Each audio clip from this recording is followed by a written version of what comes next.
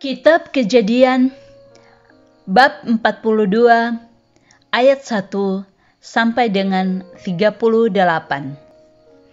Saudara-saudara Yusuf pergi ke Mesir. Setelah Yakub mendapat kabar bahwa ada gandum di Mesir, berkatalah ia kepada anak-anaknya, "Mengapa kamu berpandang-pandangan saja?" Lagi katanya, "Telah kudengar bahwa ada gandum di Mesir. Pergilah ke sana dan belilah gandum di sana untuk kita, supaya kita tetap hidup dan jangan mati." Lalu pergilah 10 orang saudara Yusuf untuk membeli gandum di Mesir.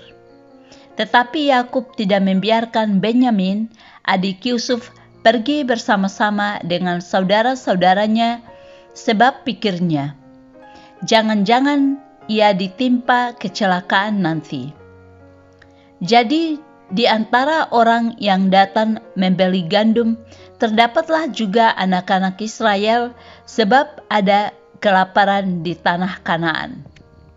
Sementara itu, Yusuf telah menjadi mangku bumi di negeri itu. Dialah yang menjual gandum kepada seluruh rakyat negeri itu.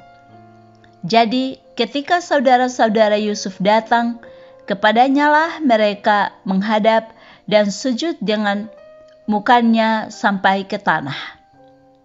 Ketika Yusuf melihat saudara-saudaranya, segeralah mereka dikenalnya, tetapi ia berlaku seolah-olah ia seorang asing kepada mereka. Ia menegur mereka dengan membentak, katanya, "Dari mana kamu?" Jawab mereka, "Dari tanah Kanaan untuk membeli bahan makanan." Memang Yusuf mengenal saudara-saudaranya itu, tetapi dia tidak dikenal mereka.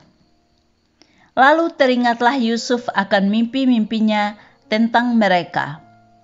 Berkatalah ia kepada mereka, "Kamu ini pengintai. Kamu datang untuk melihat-lihat di mana negeri ini tidak dijaga." Tetapi jawab mereka, "Tidak, tuanku. Hanyalah untuk membeli bahan makanan, hamba-hambamu ini datang. Kami ini sekalian anak dari satu ayah. Kami ini orang jujur. Hamba-hambamu ini bukanlah pengintai." Tetapi ia berkata kepada mereka, "Tidak, kamu datang untuk melihat-lihat di mana negeri ini tidak dijaga." Lalu jawab mereka, "Hamba-hambamu ini 12 orang.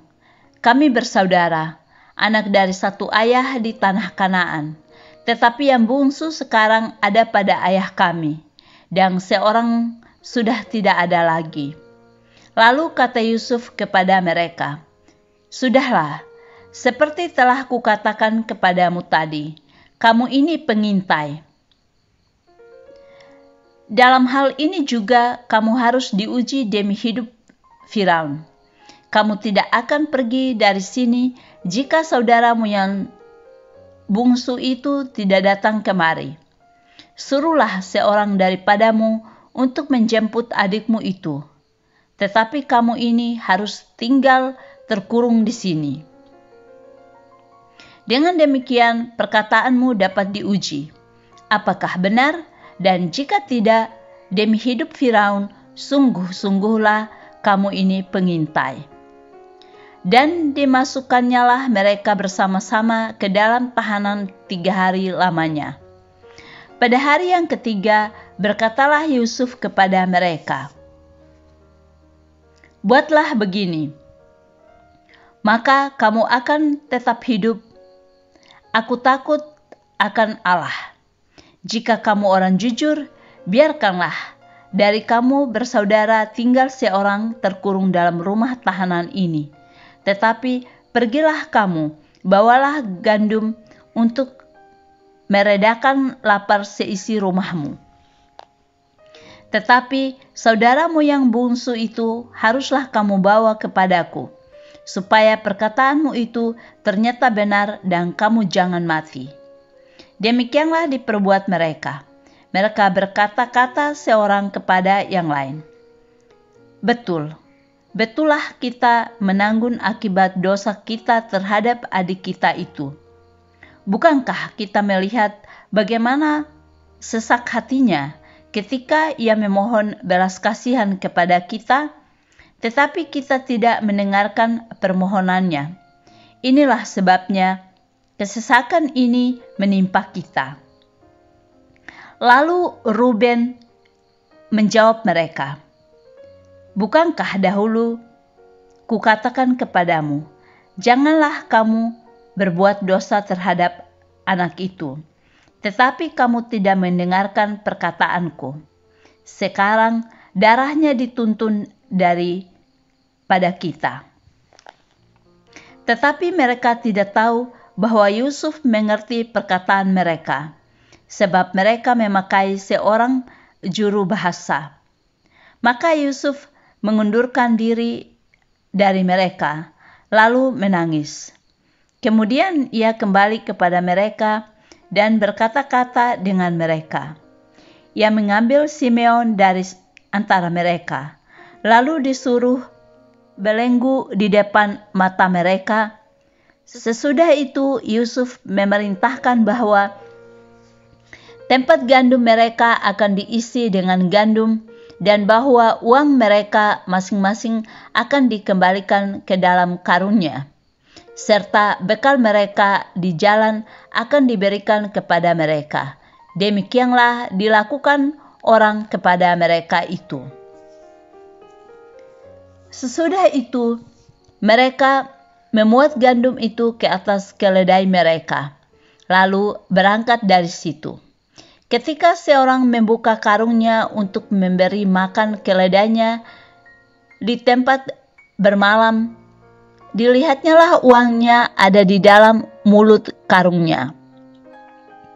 Katanya kepada saudara-saudaranya,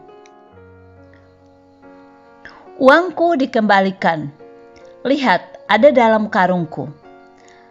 Lalu hati mereka menjadi tawar dan mereka berpandang-pandangan dengan gemetar serta berkata, "Apakah juga yang diperbuat Allah terhadap kita?" Ketika mereka sampai kepada Yakub, ayah mereka, di tanah Kanaan, mereka menceritakan segala sesuatu yang dialaminya. Katanya, "Orang itu, yakni yang menjadi tuan atas negeri itu, telah menegur kami dengan membentak dan memperlakukan kami sebagai pengintai negeri itu. Tetapi kata kami kepadanya, kami orang jujur, kami bukan pengintai. Kami 12 orang bersaudara, anak-anak ayah kami. Seorang sudah tidak ada lagi, dan yang bungsu ada sekarang pada ayah kami di tanah Kanaan." Lalu kata orang itu, yakni yang menjadi tuan atas negeri itu, kepada kami, "Dari hal ini aku akan tahu apakah kamu orang jujur. Dari kamu bersaudara, haruslah kamu tinggalkan seorang padaku. Kemudian bawalah gandum untuk meredakan lapar seisi rumahmu, dan pergilah. Lalu bawalah kepadaku saudaramu yang bungsu itu, maka aku akan tahu bahwa kamu bukan pengintai, tetapi orang jujur. Dan aku akan mengembalikan saudaramu itu kepadamu, dan bolehlah kamu menjalani negeri ini dengan bebas." Ketika mereka mengosongkan karungnya, tampaklah ada pundi-pundi uang masing-masing dalam karungnya. Dan ketika mereka beserta ayah mereka melihat pundi-pundi uang itu, ketakutanlah mereka. Dan Yakub, ayah mereka, berkata kepadanya, "Kamu membuat aku kehilangan anak-anakku. Yusuf tidak ada lagi, dan Simeon tidak ada lagi. Sekarang Benyamin pun hendak kamu bawa juga. Aku inilah yang menanggung segala-galanya itu."